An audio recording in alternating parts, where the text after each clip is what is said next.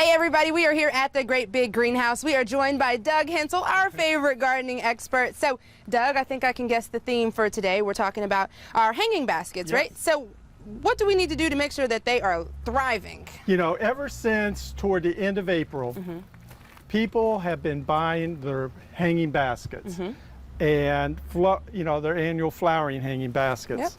And thousands have been sold, and you just see them hanging at every house and everywhere. But to keep them productive, keep them pretty and producing, that's the reason for this segment, is to talk about what needs to be done in caring for the plants. The number one thing that I always stress with people: don't wait to water don't let it wilt before you decide to water. Try to stay on top of watering.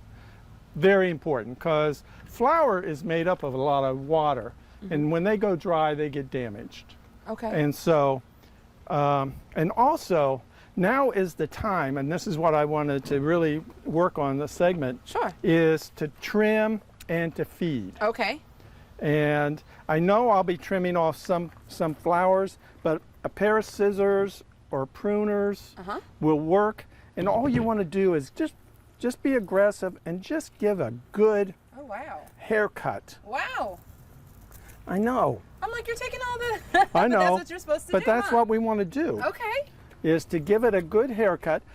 This pruning, what this is going to do is produce new growth.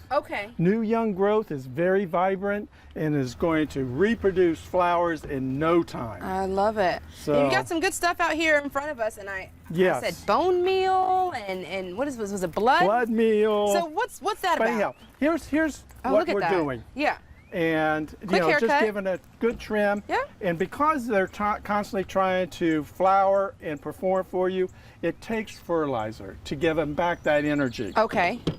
One of my old dear friends, who was a very popular landscaper, she taught me the use of these products right here for nitrogen, for phosphate.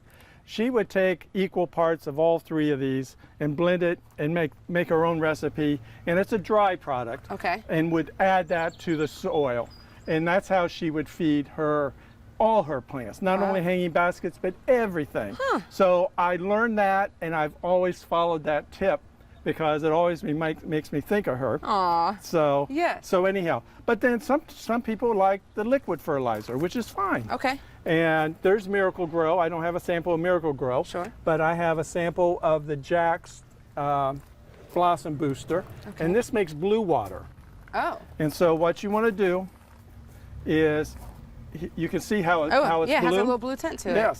So that's a fertilizer. Gotcha. So I'm feeding this plant right now, and it's saying, thank you, God. I was going to say, especially on a day like this, Doug, I know that plant is happy. It is hot out here. Anyhow, so I'm feeding it with the blue water.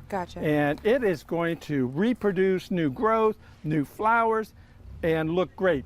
And the other tip I wanted to share, because people are starting to get back to normal and a lot of people are starting to travel, they're thinking, ooh, what about our hanging baskets? Who's going to take care of our hanging baskets while we're gone for a week? Two things there is, you may want to think about taking them down wherever they're hanging and put on the ground. Because up in the air, they're more vulnerable to wind and sun, and they're going to dry out much quicker than what they would be if they were sitting on the ground. Saturate them the morning before you leave. Saturate these guys and give them a haircut, because when you come back in a week, you're going to see a lot of new growth.